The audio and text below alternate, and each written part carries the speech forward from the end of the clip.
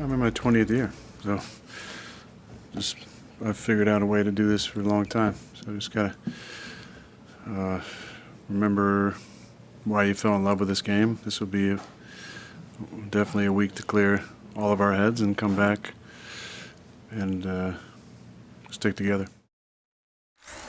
Listen, I'm an emotional and deep person, but this guy, like, seriously. Okay, so that was Rodgers after the loss to the Colts. What was the bigger headline? Anthony Richardson's resurgence or Rodgers and the Jets losing again? Anthony Richardson.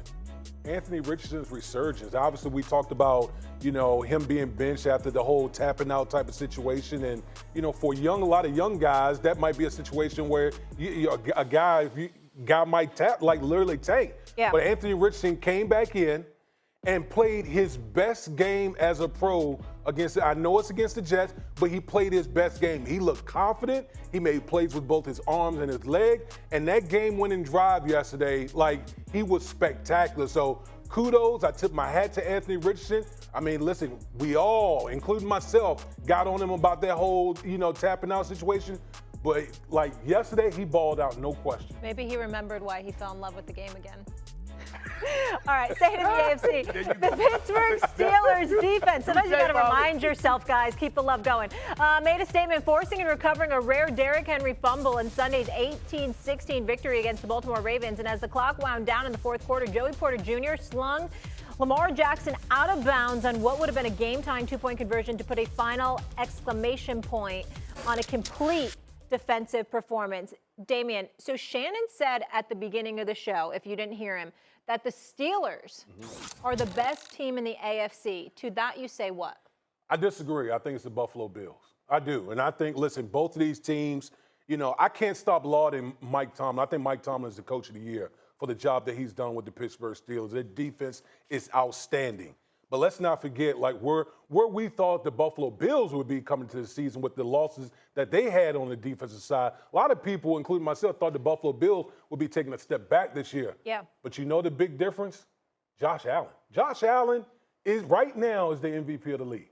Josh Allen is playing that type of football. And I think when you compare the two teams, they're very closely matched, but the difference is the Buffalo Bills have a true franchise quarterback in Josh Allen that can make plays both with his arms and his legs. Look, there were so many times in this game where Josh Allen just made tremendous play. And again, this play right here, I know Jim Nantz talked about it on the broadcast. That might have been the play of the year in the NFL yesterday. That run by Josh Allen, just a tremendous play. Just willed its way into that end zone. And Josh Allen's been doing this all season long. The one thing I've always maligned Josh Allen about is the turnovers. That's been one of the areas I've always harped on Josh Allen about, is taking care of the football. He's done that this year. Yeah. And think about this with Josh Allen. Who's his number one? Who's his number one receiver? Yeah. We've been talking about, no Stephon Diggs. What is this version of Josh Allen going to look like? He's playing better than he's ever played in his pro career. And you got to tip your hat to Josh Allen and the style of play that he's playing this year. So for me, I go with the Buffalo Bills because they got that bad man at quarterback, Josh Allen. Yeah, Rex Ryan said the same thing. Shannon? When I look at it, man, I get what you guys are saying, and you can't discount what Buffalo did to Kansas City. Although I don't think Kansas City right now is a very good offensive football team, but offensively, Buffalo did hang 30 points on that Kansas City defense, which hasn't given up 30 or more points since week 4 of 2022. But When I look at what the Pittsburgh Steelers did, the Baltimore Ravens were averaging 31 points a game, 430 yards a game. Held them to 100 yards less than what they get yardage-wise, and the 2 touchdowns less than what they normally get. That is a good football team. And you can talk about all they did was kick field goals. All I know is that they held the Baltimore Ravens to 15 points fewer than what they normally get. And all of a sudden, with all the heroics and theatrics that Lamar Jackson, he looked very average yesterday. Turned them over 3 times. Picked him, caused 2 fumbles, give the Steelers credit. Now, obviously, Russ is not Josh Allen. We know that. There ain't no sense in that. But the question is, do you believe that he'll be able to have that kind of success against the Steelers defense like he had yesterday? And he's been playing unbelievable. But he did catch a lot of these teams. Now, I think they played the Jets without Tua, and we know Kansas City. I don't want to minimize just how good Josh Allen has been. But he's been good. The only problem, I agree with you, Woody, is that the turnovers. And a lot of times those turnovers was happening in the red zone. He was throwing picks in the end zone. He was fumbling the ball at the 5 or the 6-yard line. You can't win like that. He's cut down on those turnovers. He played a lot better football, but I think the biggest difference, his mind is clear. He doesn't have somebody constantly in his ear talking about throw me the ball. Look at me, what's going on the sideline. So now he's clear, he's able to play great football, and he's doing that. Are you talking about Stephon Diggs? Are you talking about Stephon Diggs right there? All I said is the man is free to think he ain't got somebody to. That's all I said. I heard what you said. I was just asking a question. I just looking for specifics. That's all. I just looking for specifics. That's all I was doing. I mean, you go say it, say it. Here's the deal. Here's the deal.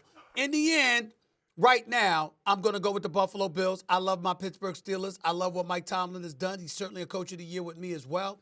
But I'm not going to sit up there in the aftermath of you not being able to get in the end zone one time and kicking 6 field goals and call you the best team in the AFC. I'm not doing that after what I watched Josh Allen do and what I'm watching the Buffalo Bills do. And by the way, they've only got 2 losses on the season, just like the Pittsburgh Steelers do.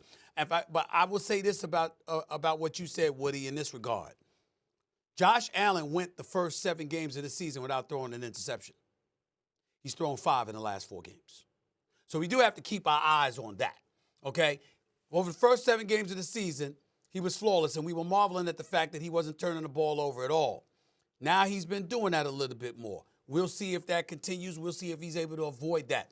I look at it from that standpoint, and I say there is no question in my mind that the Buffalo Bills right now look like the best team in the AFC because no matter what you say about Pittsburgh, no matter what you say about anything else, you got that quarterback.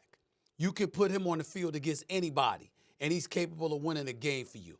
When you look at the collection of the other pieces that they have, for them to be in this position puts Buffalo in a very pristine position right now. I have to go with them.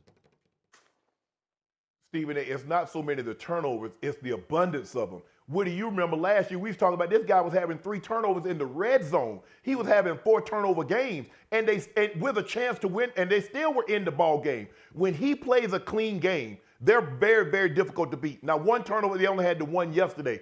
But when he plays a clean game with his ability to run the football, as Rex and we were talking about earlier, Woody, before you joined, getting there is not the issue with Josh Allen because you can get free runners at it. Yeah. Can you get him on the ground once you get there? Right. That's the problem. The same thing you had with Big Ben, the same problem you had with Steve McNair, rest his soul, is that when you got home, could you take the man down? Because if you couldn't, he could take off with his legs and get a first down. Now, Big Josh can open him up. Now, he can pick him up and put him down. Yeah, but the difference between him and Big Ben in this, you are right in terms of them being able to shrug off tacklers. That's true. But Josh Allen could run much better than Ben ever could. Oh, yeah, for sure. Yeah. Ben shrugged off tackles looking to throw the ball over your head. Josh Allen will take off, and he can still throw the ball over your head. Yeah, and listen, I think that the most underrated aspect is the runner that Josh Allen is in the red zone. It's just hard to account for a guy, a big athlete. He's like Cam Newton as far as size and his running ability. So when you have that type of athlete at quarterback, man, that's tough to beat. Absolutely. All right, guys, the Steelers next 3, Browns, Bengals, Browns, favorable schedule, and then the Ravens have the Chargers, Eagles, and then their bye week. When we come back on this fabulous program called First Take.